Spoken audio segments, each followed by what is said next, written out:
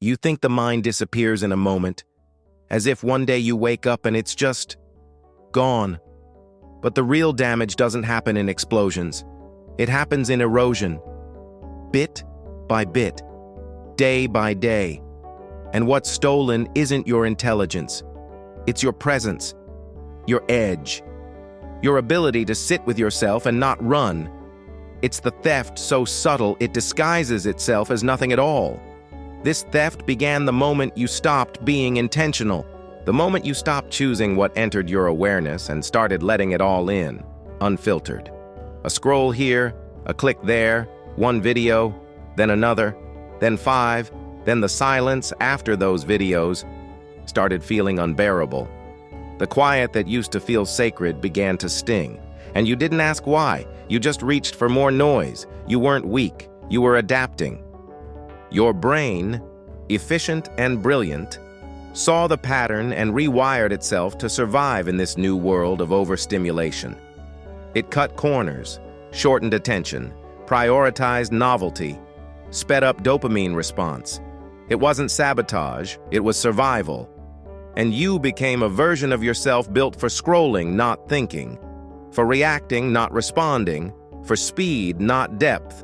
But while your brain adapted, your mind began to drift. You didn't notice it at first. That's what makes the theft so dangerous. You didn't feel a sharp pain.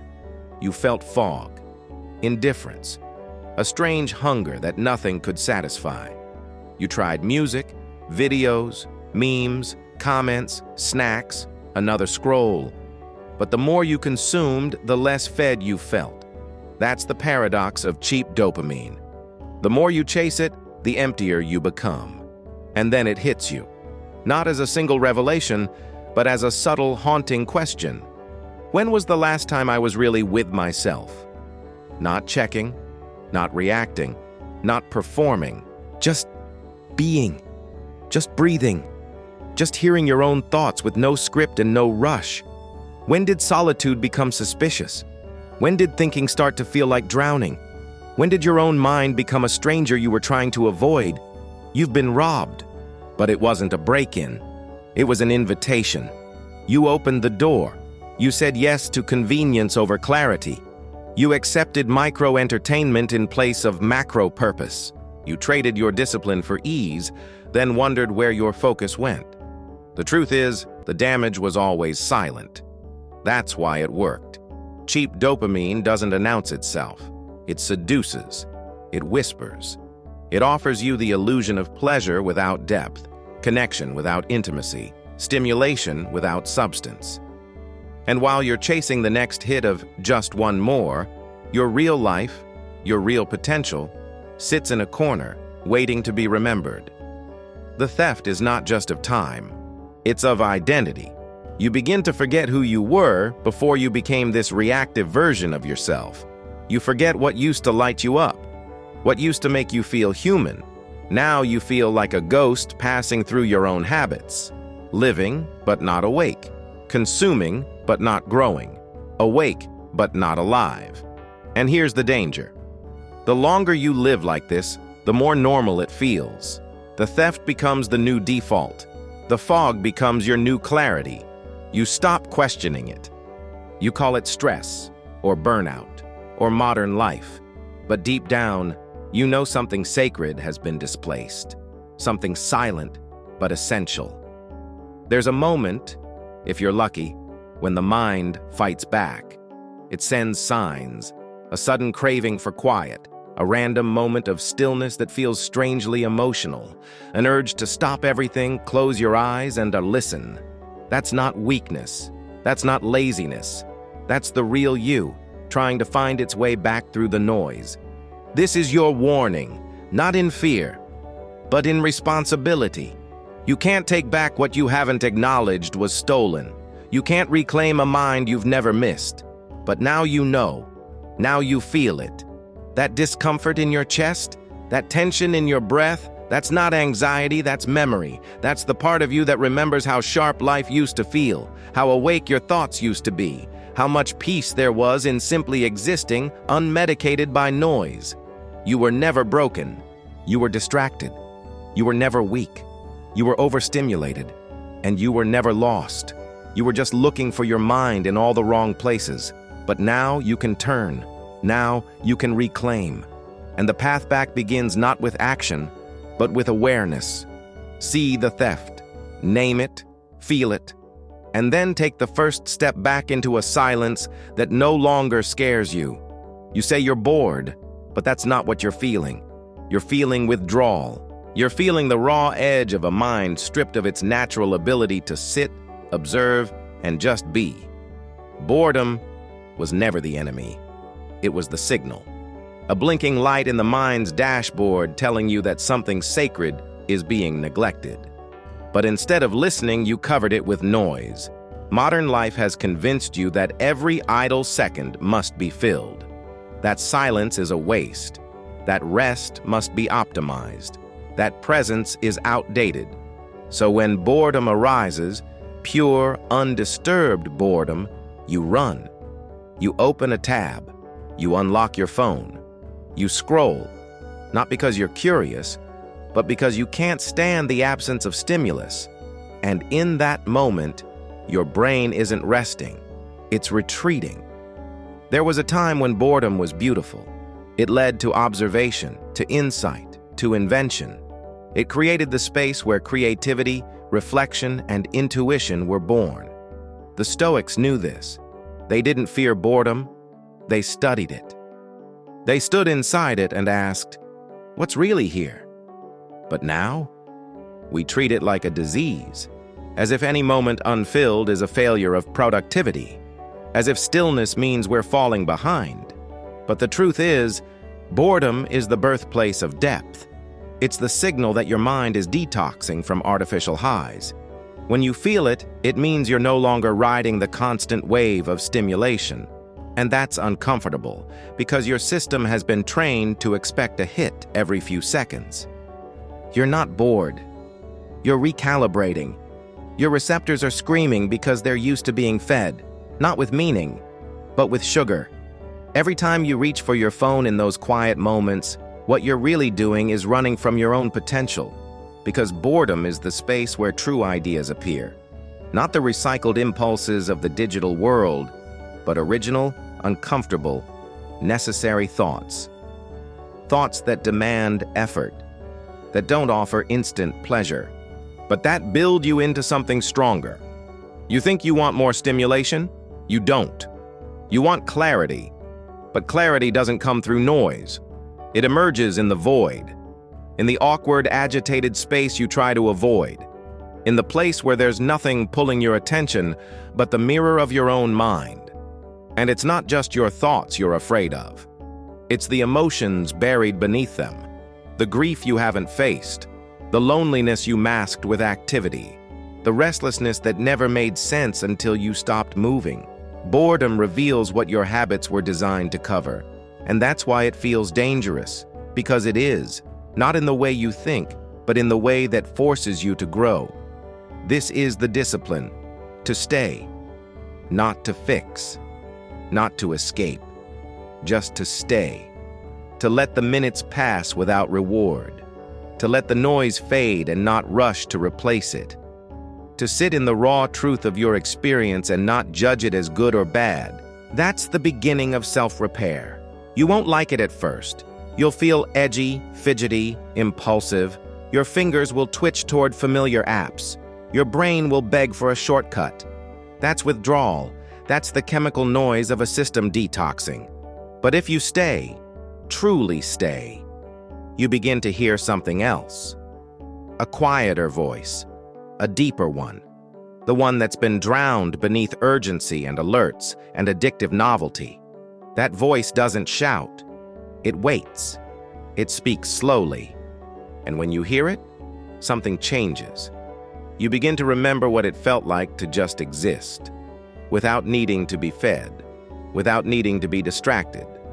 You remember what it's like to have inner space again, not packed with someone else's opinions, but open for your own. Boredom is not the failure of life. It's the beginning of contact with it. If you run from boredom, you run from your mind. If you meet boredom, sit with it, lean into it, you'll find that it opens, not into excitement, but into awareness. That's the gift. Not thrills, not noise, but presence. Your mind has been waiting for you to return to this moment, to this breath, to this unfiltered now, not to entertain you, but to reintroduce you to yourself, the real you, not the reactive one, not the distracted one, the you who doesn't need to scroll in order to feel alive. You're not broken because you're bored. You're breaking through the shell of artificial urgency. Let it crack. Let the silence come. Let the withdrawal hurt. And then, just then, you'll begin to hear what boredom has always been trying to say. Overthinking wears a clever mask. It disguises itself as intelligence, as caution, as preparation. You tell yourself you're being thorough, rational, responsible. But deep down, you know it's not clarity you're chasing. It's avoidance. You don't overthink because you're deep. You overthink because you're afraid to move. The thoughts spin because the body stays still. The loops multiply because no action interrupts them. You stay stuck in the maze of analysis because decisions require risk, and risk requires courage. So you delay. You justify. You keep collecting information as if one more idea will make the doubt go away. But it doesn't. Because your mind isn't confused. It's resisting the call to act. The Stoics never feared thought. They feared thought without purpose. Seneca warned that thinking too much about life was itself a form of wasting it. Because the point of reflection isn't to freeze, it's to aim. But modern life rewards hesitation. It makes paralysis look like wisdom. And we fall for it. We call it awareness. We call it mental health. But often it's just fear dressed up as philosophy. Ask yourself this. What would happen if you stopped thinking about it and actually did it? The habit, the conversation, the boundary, the change. What if, instead of analyzing the cost of every option, you picked one and followed it through? Even badly, even awkwardly. Because the truth is, your mind doesn't need more options. It needs a direction. Most people don't suffer from too many thoughts. They suffer from too little action. And so the mind builds a labyrinth to stay busy. It creates scenarios, imagines outcomes, forecasts problems. And while you're busy building mental castles, the real world waits, untouched, unmoved, unaffected by your silent battles. And this is where the mind becomes a trap. Because every time you overthink, you reinforce the illusion that you're doing something. But you're not. You're standing in place, dressing hesitation as logic. You're telling yourself that certainty is right around the corner, when in fact certainty only comes after movement, not before it. You're not tired because you've been working too hard. You're tired because you've been spinning in place. You've been carrying questions with no intention of answering them. You've been holding fears and replaying them like background music. That kind of mental tension doesn't release. It accumulates, and eventually it becomes your personality. But it doesn't have to. You want to feel clear? Move. Any direction. Not recklessly, but honestly. Move toward the thing you've been rehearsing in your head 1,000 times. Make it real. Say it. Start it. End it. Change it. Do something that breaks the cycle. You don't need to solve the entire puzzle. You just need to interrupt the loop. And when you do, something strange happens. The noise fades. The fear doesn't vanish, but it quiets. Because fear has no oxygen in action. Doubt has no room to grow when your feet are moving. That's the paradox. The more you think about what could go wrong, the less energy you have to create what could go right. You want peace of mind? You won't find it in more thought. You'll find it in less resistance, in less delay, in fewer what-ifs and more I did. Action clarifies. Action purifies. Action burns away the fog that thinking alone can't touch.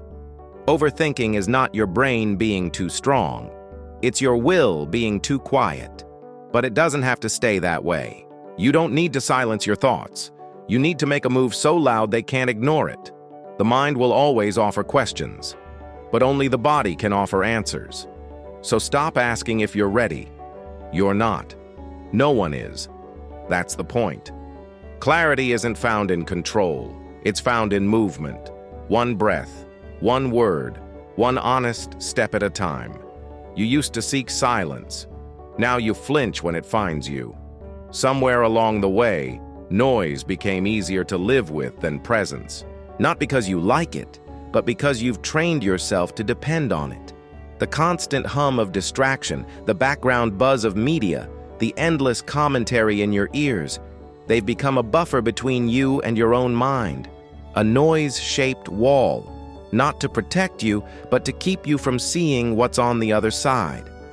And here's the truth. You don't actually enjoy the noise. You tolerate it because it's familiar. You drown in it because you fear what rises in the quiet. Every scroll, every video, every track playing in the background isn't entertainment. It's armor. You're not avoiding boredom. You're avoiding confrontation with your thoughts, with your pain, with your truth. You tell yourself it's harmless. Just a podcast while you walk. Just music to keep the silence away. Just a video to fall asleep to. But the body remembers what the mind denies. Your nervous system is inflamed. Your breath is shallow. Your focus is fractured. And deep down, something ancient in you is screaming for stillness. Not because it's peaceful, but because it's honest. Noise doesn't always scream. Sometimes it comes as comfort. The type that numbs instead of heals. The kind that wraps around your restlessness and whispers, "Don't look too closely." But if you listened to yourself, really listened, you'd hear a deeper signal. A craving, not for more content, but for emptiness. Not as a void, but as a doorway. Because what you call silence is not absence. It's clarity. And clarity hurts at first. Like eyes adjusting to the dark. Like waking up from a dream and realizing how long you were asleep. You've built an entire life on staying stimulated. And it worked. Until it didn't.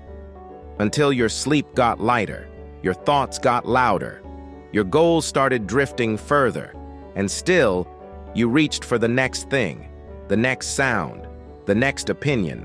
Not because it helped, but because it filled the space. That space that used to be yours. Noise gives you the illusion of connection, but it disconnects you from the only relationship that truly defines your life, the one you have with yourself. It's not just silence you avoid. It's the self that emerges when everything else fades. And that self might be exhausted, or angry, or full of grief. And if you heard it, really heard it, you'd have to change. So you turn up the volume instead. The hardest part of reclaiming your mind isn't detoxing from the dopamine. It's detoxing from the distraction of your own avoidance. And it begins by doing something most people can't tolerate for more than a few seconds. Nothing. No sound. No scrolling. No multitasking. Just you, a chair, a breath, and the truth. What shows up in that space won't be easy. The guilt you buried, the fatigue you pushed past, the dream you abandoned, the resentment you pretend isn't there. The noise kept it quiet, but it never made it go away. And now, in the absence of stimulus, it returns. Not to hurt you, but to heal you, if you let it. You were never meant to live this fast. You were never meant to process this much. You were never meant to be stimulated every waking moment. The mind, like a wound, needs stillness to close. And right now, yours is wide open. Not because of trauma, but because you never gave it time to stop bleeding. The comfort you think noise gives you is a trap. It makes healing feel optional. But your soul is not optional. Your sanity is not optional. Your clarity is not optional. They are mandatory. And they begin when the noise ends. You don't have to move to the mountains. You don't have to delete your apps. You don't have to reject modern life. You just have to start with 5 minutes. 5 full, unbroken minutes of complete sensory withdrawal. Let the anxiety come. Let the thoughts spin. Let the discomfort burn. That's the purge. That's the mind coughing out the poison of too much, too fast, for too long. And then, slowly, a quiet will settle in. Not empty, not blank, but alive, alert, present. And in that presence, you will feel something you haven't in a long time. Not relief, but return. Not escape, but contact. Noise has kept you safe from the truth. But the truth is where your real life begins. There's a strange comfort in doing the same thing over and over again, even when it leads nowhere. The same apps, the same thoughts, the same emotional loops. You wake up, grab the same device, scroll through the same feeds, feel the same emptiness, and still, tomorrow, you'll do it again. That's not laziness. That's not routine. That's addiction dressed as rhythm. You don't crave newness anymore. You crave familiarity, even when it drains you, even when it feeds nothing and costs everything. You've become fluent in cycles that lead nowhere, and because they feel predictable, you mistake them for safe. But repetition without purpose is the most dangerous form of stagnation, because you stop questioning it, you start calling it normal. The brain adapts quickly. It finds patterns and builds highways of habit. At first, those loops feel helpful. They reduce mental friction. They save energy. But when those loops are built around distraction, around avoidance, around cheap dopamine, they become traps. They start running without you. And before long, your life becomes a series of auto-responses. Not chosen, just rehearsed.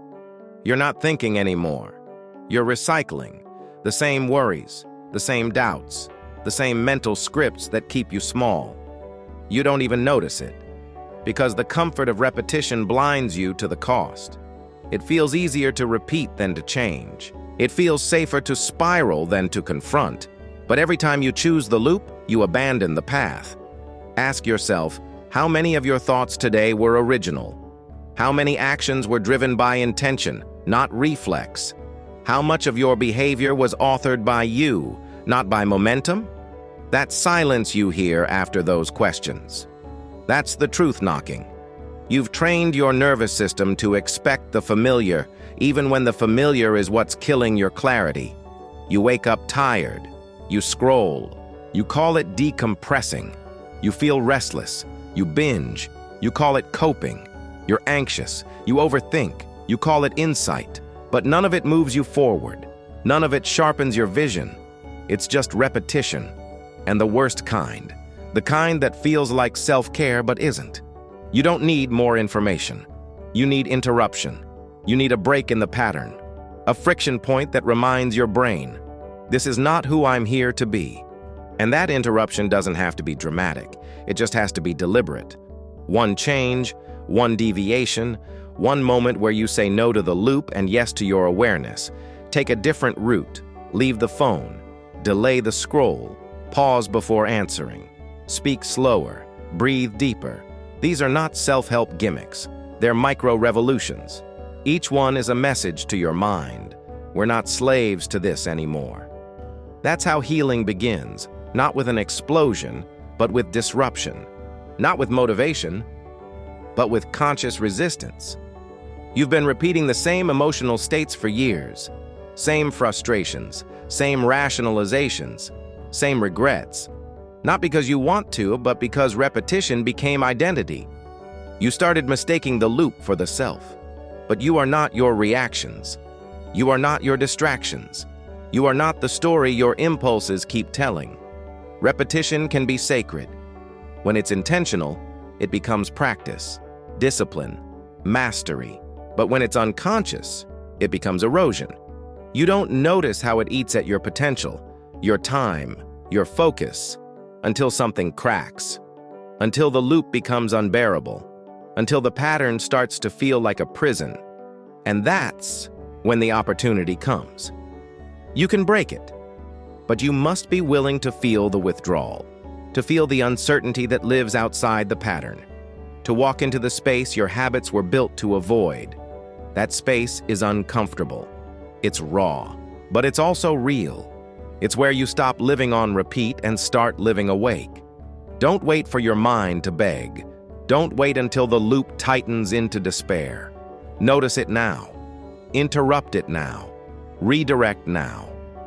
The longer you stay in unconscious repetition, the harder it is to hear the signal beneath the noise. But the signal is still there, waiting, beneath the next instinct to scroll, beneath the next urge to escape, beneath the loop you've mistaken for life. You keep asking why your mind won't quiet down, why you still feel overwhelmed, fragmented, unmotivated, even after a break, even after rest. But rest means nothing if you return to the same battlefield. You don't heal in the same environment that wounded you. You don't rebuild mental clarity while bathing in the very noise that shattered it. Your mind isn't broken, it's inflamed, overstimulated, clogged with inputs it never asked for. You're not failing to recover. You're failing to remove what keeps hurting you. You sleep, but you don't rest. You sit in silence, but you keep checking your phone. You try to be still, but you keep carrying the chaos with you. The wound isn't physical, but it's real. And like any wound, it can't close while you keep poking it. Look at where you spend your time. Look at what surrounds you. The tabs, the voices, the false urgency, the constant notifications, they all demand attention, but none offer peace. And your brain, brilliant but finite, tries to adapt. It tries to keep up. But there is no keeping up with infinity. There is no adapting to endless interruption. You've built a life where attention is spent faster than it's restored, where everything is urgent and nothing is meaningful, where you absorb more in a single hour than your ancestors did in a month. And yet you wonder why your thoughts feel scrambled, why your decisions feel cloudy, why you can't even hear yourself think anymore. This isn't a flaw in you. It's the system you're in, and that system rewards fragmentation. It pushes you to stay stimulated, stay reactive, stay online. But what it punishes, slowly and subtly, is depth, focus, presence, internal stillness. These aren't just missing from your life. They're being suffocated by the environment you keep returning to. You want clarity? You won't find it in the same digital spaces that taught your mind to crave chaos. You won't find it through the same voices that profit from your attention.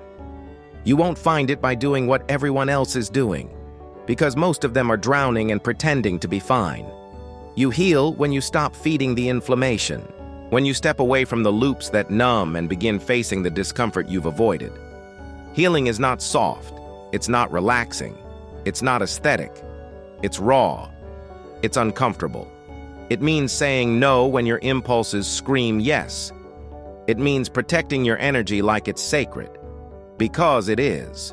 You've been trying to change your mind without changing your inputs. That's like trying to purify water in a poisoned well. It doesn't matter how much you stir it, if the source is tainted, so is the result. Your thoughts are not just random. They're being shaped by what you consume, what you tolerate, and what you normalize. And here's the hardest part. Sometimes healing means disappointing others. It means not replying right away. It means closing the tab, walking away, and leaving the noise unanswered. It means accepting that you were never meant to be constantly available, constantly stimulated, constantly absorbing. You are not a processor. You are a soul. And that soul needs time, space, and boundaries to breathe. You need mental silence not just as an escape, but as a home. A place to return to. A place that doesn't require performance. A place that doesn't echo with the chaos of the world outside. You cannot think clearly in a space designed to distract you. You cannot feel deeply when your emotions are hijacked by someone else's algorithm. You cannot know yourself if you never meet yourself in stillness. So choose your environment with the same care you'd give to a recovering wound. Clean it. Protect it. Remove what irritates it. Create conditions where the mind doesn't just survive, it recalibrates. Because clarity is not a reward you wait for. It's the result of the space you build. If the mind is sacred, then treat it like sacred ground. Don't let just anything walk through it. Not every voice deserves your ears. Not every trend deserves your time. Not every thought is yours to carry. You want to heal? Then stop returning to the noise that keeps breaking you. You've been told that stillness is weakness, that it's laziness, that those who stop are falling behind. So you move, constantly, even when it hurts, even when it leads nowhere. You fill the gaps, you avoid the pauses. Because deep down, you've been trained to believe that motion is always progress, that silence means failure, that stillness means defeat. But the truth is this: stillness is not the absence of action. It's the presence of power. Stillness is not retreat. It's resistance. It's where the real war happens. Not the war against others, the war within, the war against your impulses, against the noise, against the part of you that wants to run the moment things get quiet. When you sit in stillness, you're not doing nothing. You're facing everything. All the thoughts you buried, all the fears you numbed, all the fragments of yourself you left unresolved, and it's loud. Not outside, inside. Stillness doesn't turn off the noise. It removes the distractions that were covering it. What's left is raw, unfiltered. And that's why most people never stay. Because stillness requires discipline. The kind of discipline that doesn't look impressive. There's no applause, no metrics, no followers. Just you and the tension of not escaping. You feel the urge to scroll, to check, to move. But you don't. You stay. And in that staying, something ancient begins to reawaken. Something deeper than stimulation. Something more real than distraction. Stillness isn't calm at first. It's chaos. Because it strips away your coping mechanisms. It exposes the truth beneath your busyness. That you've been using activity to avoid feeling. That your movement was a mask. That your need to stay productive was often a way to avoid presence. And when you stop, really stop, you start to see it all. The lies you tell yourself. The parts of you that are still grieving. The dreams you postponed. The guilt you carry. The hunger you've ignored. That confrontation is not passive, it's a battlefield. And every second you stay in that space, you are winning. Not against the world, but against the part of you that wanted to stay asleep. Stillness is a rebellion. In a world addicted to speed, your silence is a threat. Not to others, but to your former self. The one who settled, the one who obeyed the noise, the one who believed that distraction was safety. There's a reason the Stoics praised stillness. Because it's not a retreat from life, it's the foundation of it. The mind that doesn't pause becomes a servant to trends, to opinions, to emotion. But the mind that can sit still becomes a master. It becomes sharp, focused, dangerous. Not in violence, but in clarity. Because it can see, it can choose. It can wait. In stillness, you learn to observe before reacting. You learn that not every feeling needs to be indulged. Not every impulse needs to be obeyed. You begin to break the pattern of instant gratification. You begin to reclaim your time, your breath, your awareness. And slowly, the mind stops screaming. It starts whispering, then guiding, then aligning. Stillness is where you begin to remember what you forgot in the chaos. That you're not here to chase approval. That you're not here to react to every headline, every ping, every demand. That you were born with something deeper than urgency. Purpose. But purpose doesn't shout. It speaks in the quiet. And if your life is too loud, you'll never hear it. You don't need more movement. You need more meaning. And meaning only emerges when you strip everything away that isn't real. When you sit in the fire of stillness long enough for the noise to burn off. What's left is not emptiness. It's essence, not passivity, but presence. Stillness is not what you do when there's nothing left. It's what you do when you're finally ready. Ready to face your mind, ready to confront your patterns, ready to stand in the middle of your chaos and not move. That's strength. That's resistance. That's how you get your power back. Because the mind that learns to be still becomes unshakable. There comes a moment when all the noise fades. Not because you silenced it, but because you finally stopped feeding it. And in that moment, something strange happens. You feel a flicker, a sensation you almost forgot, like hearing your own name spoken in a room you didn't know you were in. It's not loud, it's not dramatic. It's a presence, a signal, the first sign that your mind is still here, watching, waiting. It never left completely. It just withdrew. It grew quiet beneath the weight of distraction. It sank beneath the layers of habits, loops, reactions. It dimmed itself not because it was weak, but because you stopped listening. And minds, like people, don't scream to be heard forever. Eventually, they whisper. Then they go silent, not out of punishment, out of self-preservation. You've spent years tuning into everything but yourself. You've memorized the voices of strangers, the opinions of algorithms, the demands of timelines. You've learned to move fast, to speak often, to react quickly, but you forgot how to listen inward. You forgot the tone of your own clarity, the shape of your own focus, the texture of your own peace, and yet the mind waits, but only for so long. Because minds, real minds, don't chase. They don't beg. They don't compete with noise. They step back, they observe, and they wait for you to return. Not with apologies, but with presence, with reverence, with stillness. This isn't about becoming someone new. It's about unbecoming everything that pulled you away from who you already were. The part of you that could sit in silence without shrinking. The part of you that could think without spiraling. The part of you that could feel deeply without fearing it would drown you. You're not trying to build a better mind. You're trying to reclaim the one that's already yours.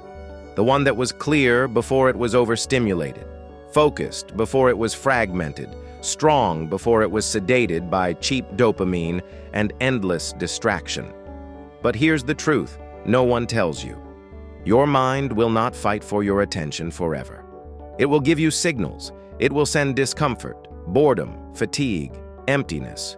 These are not flaws. They are invitations. But when ignored too many times, the mind stops knocking. It folds. It adapts. It dims its light so you can survive in the dark, and eventually you forget there was ever a light at all. So if you hear it now, faint, distant, unfamiliar, don't delay. Don't wait for motivation. Don't wait for everything to calm down. Go now. Turn toward it. Sit. Listen. Let the discomfort come. Let the quiet stretch longer than you can bear. And when the panic rises, don't reach for the old escape. Let it pass. Let it burn. That burning is the purification. That's the false self being stripped away. The reactive self, the addicted self, the overstimulated shadow that wore your face. And as it falls, the real you begins to emerge. Slowly, steady, unafraid. This return is not a one-time event. It's a vow, a daily pilgrimage back to your own depth. You'll lose it again. You'll get pulled back into the current, but you'll know the way now. And each time you return, the mind will be there, clearer, stronger, more alive. The world will keep spinning fast. The noise will keep screaming. The distractions will evolve, but none of that will matter. Not to a mind that remembers its own home. So this is your final choice. Stay in the loop, or reclaim the signal. Keep reacting, or start returning. The mind isn't lost. It's waiting, but it won't wait forever. Go back, while it still remembers your name, while it still opens the door, while it still believes you're coming home. And if you've made it this far, maybe you already are. Subscribe, stay present, leave a trace in the silence below. You're not alone in this return.